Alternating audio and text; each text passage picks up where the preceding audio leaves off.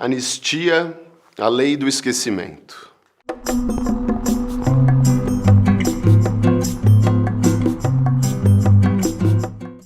A história do Brasil foi escrita sob o signo da anistia. O termo anistia vem do grego e deriva de amnésia, esquecimento. Era a lei imposta pelo rei, pelo príncipe, que obrigava as pessoas a esquecer.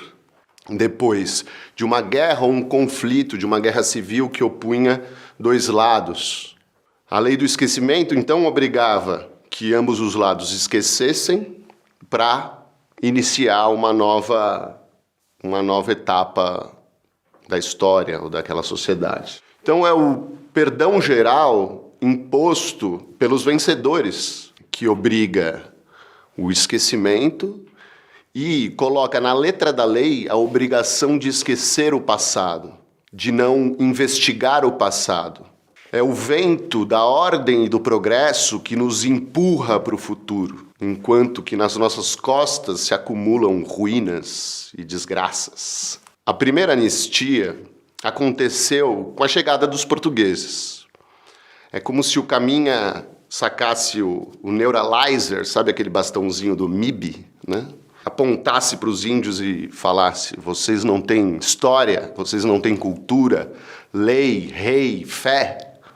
Na África, muitas culturas acreditavam que o mar era uma zona de comunicação entre o mundo dos vivos e o mundo dos mortos.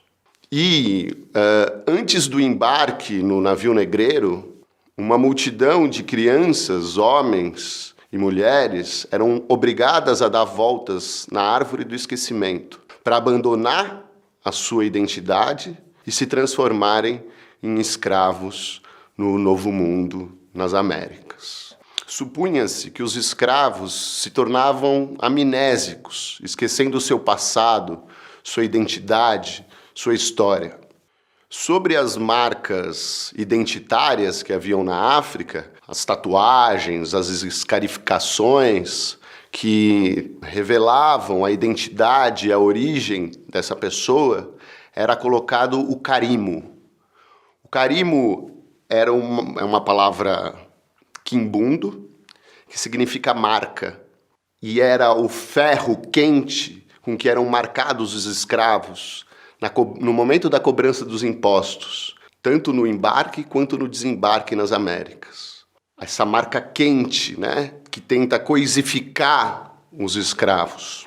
Curioso que a palavra de carimo vem o substantivo carimbo e carimbar, né, que é mais usado no português do Brasil do que no português de Portugal. E traz também aí essa longa experiência da tradição escravista, que procura transformar pessoas em mercadorias. Na chegada às fazendas, os escravos eram novamente espancados e agredidos para marcar de novo essa nova condição, para tentar transformar essas pessoas em coisas, em mercadorias. A violência não pode ser esquecida.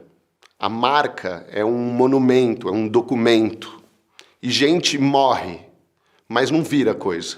Essa violência escravista, do Estado escravista, passou a ser utilizada pela polícia no processo após a abolição da escravidão, e foi incorporada também a própria lógica do Estado brasileiro. O Império Brasileiro, a monarquia e, portanto, o próprio Estado brasileiro, ele se legitimou, em grande medida, por garantir a continuidade da escravidão. Na época da ditadura, essa violência de Estado passou a ser praticada em sessões de tortura contra subversivos, né, e sujeitos indesejáveis. Voltamos, então, ao termo anistia, e particularmente a anistia decretada pelo governo militar em 1979. Essa anistia, feita pelo próprio regime, obrigou as pessoas a esquecerem as violências praticadas pelo Estado nesse período. E como se não bastasse, o Supremo Tribunal Federal confirmou a validade da lei de anistia em 2010, perpetuando essa violência, que é a violência do esquecimento, né? De não poder investigar o passado, de não poder conhecer o passado.